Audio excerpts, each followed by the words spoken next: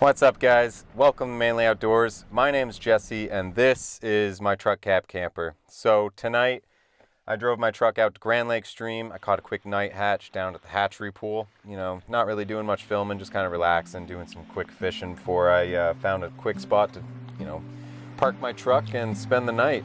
And so tomorrow, I kind of got to thinking that I really haven't done an actual catch and cook where I go out, catch a few fish and then bring them back and cook them up in the wild. I hadn't done that in quite a while. So we're gonna change that real quick. I'm actually gonna hit the hay and I will catch you guys bright and early in the morning when we go out and catch a few fish for a catch and cook.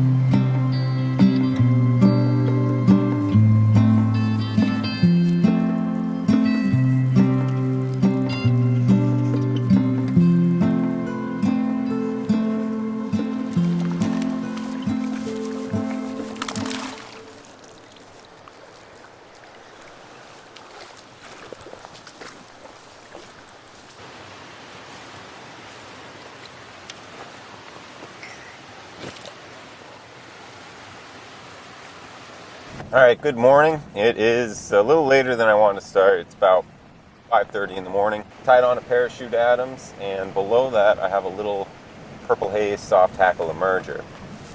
So we're gonna do a little dry dropper and maybe even swinging it with that parachute Adams on there in the morning, just because before that sun hits the water, it's gonna be best to use a soft tackle emerger just because nothing's really going to be hatching quite yet, but as the sun starts to pick up and the water warms up, there are going to be some bugs coming off. So that'll be a good starter. Oh, there's one right there. Salmon too. That is, believe it or not, not my target species for once. This guy took the purple haze soft tackle. That was just such a productive pattern last night. So I didn't just pick that on a whim. Came here last night and was just crushing them on it. But can't complain. I'll just let these ones go and keep going. So yeah, if you guys are interested, I actually tie up all my own flies, and lately I've been starting to tie them for subscribers. So if you want to help support the channel and get to use some of these great flies, then feel free to contact me. I'll put up some information that you guys can reach out and talk to me about what areas you fish, what flies you might be interested in, and I'd absolutely love to tie them up for you. It's been taking over as kind of a pastime for me, and I'm actually thinking of maybe even starting a second channel of just tying flies and stuff like that. So yeah, if you're interested, let me know. Here's some of my information right here. You can contact me and I'd be happy to get you some flies.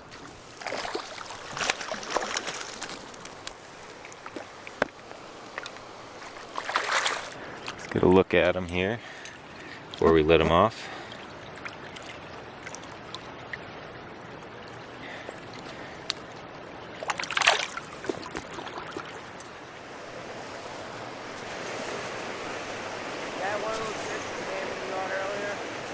Yeah, 2 of them. You catching a lot of trout there? Not really. Both. I have a dry, wet dropper. Salmon are hitting a purple soft tackle right now. And then the trout will just jump for whatever.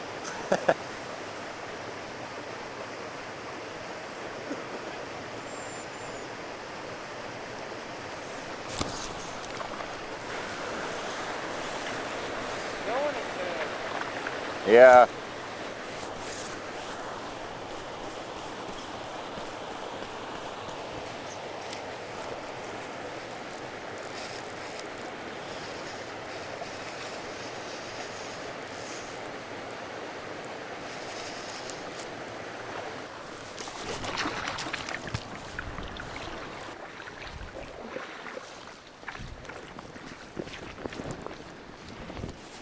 All right, so that was easy. We got our 2 brook trout here. I mean, that was so simple. I probably caught those in 5 minutes or so. The water temperature is actually really warm, so I don't want to fish this, at least for the natives and the other stocked salmon, this afternoon. I'm just gonna kind of leave them alone until the evening comes along. I might poke around, but I think I'm just gonna call it and take these brook trout back and make ourselves a nice lunch for them.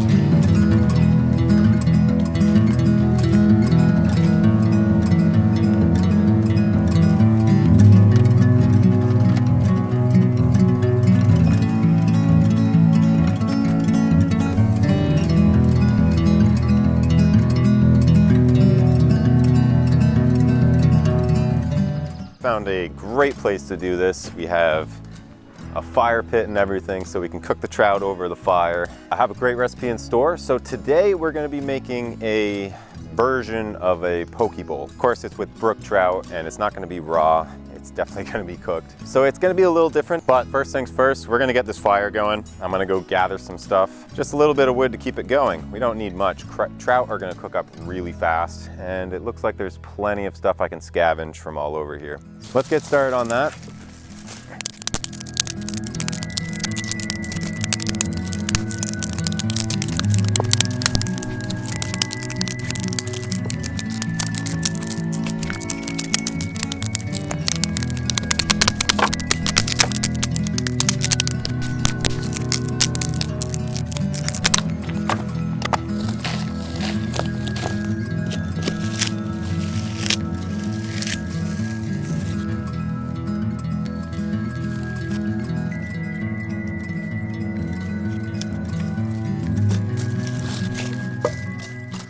Okay, got the fire out of the way. That'll light up like nothing. I probably got a little carried away on that one. But I mean, I got some time to kill. It's so early that I want to pass a little time and turn this into a lunch and not a breakfast. But anyway, now that we're done that, let's take a look at the ingredients. So we're gonna have some avocado, cucumber, green onions, some peppers, bell peppers. Gonna garnish with some ginger, bean sprouts, both black and white, sesame seeds, some seaweed, and in replacement of rice, I'm going to be putting spinach. And that's going to make up the base of our dish. And of course, can't forget about the main component, our brook trout. I mean, it's a pretty simple dish, and especially since normally you would buy sushi grade fish, and that way it's pretty much processed and ready to go. You're just going to cut it up, cut your vegetables up, and then add it to the dish. Quick tip for you guys, if you do keep brook trout, it's best to clean it as soon as possible. So as soon as you get home, clean them out, take that bloodline out, and that's going to keep them as fresh as possible. It's also going to make it a lot easier to clean out your fish. Look at that color. Gorgeous. Beautiful meat. So I am going to put them into a marinade for a little bit. This is going to have some soy sauce, sriracha, my favorite. Love sriracha, some apple cider vinegar, salt, Pepper, as with anything, or at least with my cooking, especially being out in the bush, I don't really measure anything. You know, you just get it kind of close. So, good amount of sriracha, because I do enjoy it. Apple cider vinegar, you can also use rice vinegar or whatever you choose. And we're gonna put a decent amount of soy sauce. Put in some pepper. And then some of our spice blend. And then we're gonna drop the fish in there. Oh, this stuff looks great. Hopefully it's unsalted. Throw that in there. Put in our brook trout. I'm gonna cook up both of these and it's gonna be my dinner on the drive home. Perfect, that's just enough. I'm gonna add a little bit of water. That way they just kind of soak in it a little better. And so I'm gonna put this in the cooler while we get everything else together. Let's get everything all sliced up and ready to go. That way, when I get to cooking the fish, there's gonna be nothing left to do. All right, let's actually speed that up. And we're done. Everything's all. We just have to get our fire started. That way we can start getting a good bed of coals going.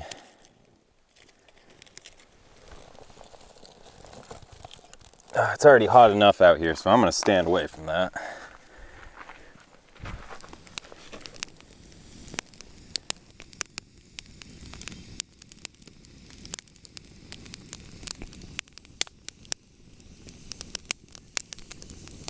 And since trout tend to curl in a pan, something that can help that is if you just score them along the sides.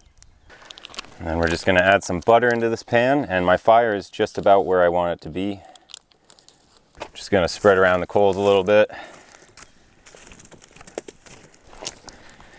And we'll throw these, this looks like a decent spot right here. Kind of. Should do, we'll let that cook and then we'll be good to go. Brook trout don't really take long, so I've cooked so many that it just, I don't know. You can tell when they're done, but I'll show you a surefire method to know that they're done in just a second once he's finished cooking. Just about time to give those a flip. Definitely that one, and we'll rotate it out.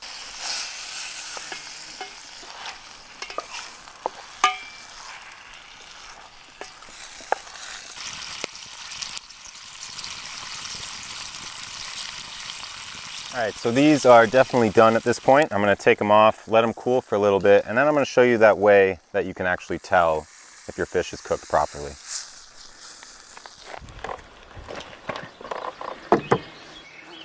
Okay, so I've let my fish cool down for a little while, and that way it can finish cooking through. So at least for a brook trout, one way you can tell it's done is if you peel, you hold the backbone down, and you start lifting up.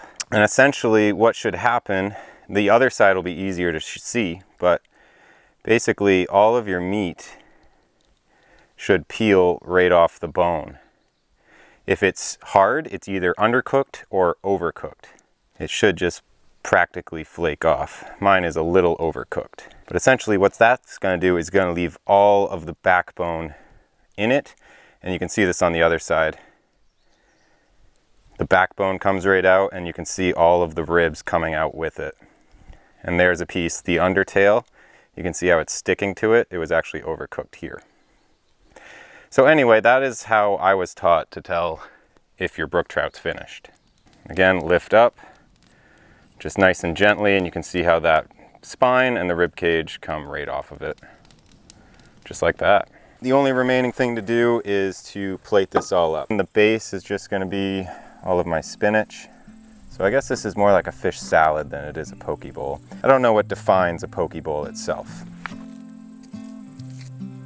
Finish off this dish by taking a nice piece of trout, laying that over the top. Now you can do this skin on or off. I prefer to leave my skin on. It has a lot of healthy fats and there's really no sense in wasting it. So there you go. This is my version of a brook trout poke bowl. And it looks like it turned out fantastic, especially for being done out here in the bush like this. Actually, you know, I say that, but it was really simple to prepare out here because it's just a bunch of raw ingredients, whatever you want to have in it, and then a trout. If you have sushi grade fish, you could just cut it up and you're good to go. So yeah, if you want to do this yourself, it's a very easy recipe to do so, but I'm actually going to enjoy this great meal off camera. I don't know, I feel like once I prepare a meal, I feel like eating it and not necessarily sitting in front of a camera and poorly describing how good it is. You guys can judge for yourself. What do you think? Is that going to taste good or is it going to be bad? That I will leave up to you. Thank you guys so much for watching. I hope you enjoyed this catch and cook. It had been a while since I've done one, but I think we brought it back just right. If you want to follow along for more, hit the subscribe button. And if you like this video, hit the like button. Oh yeah, and tell me down below, do you think this was a good dish or do you think it tasted terrible?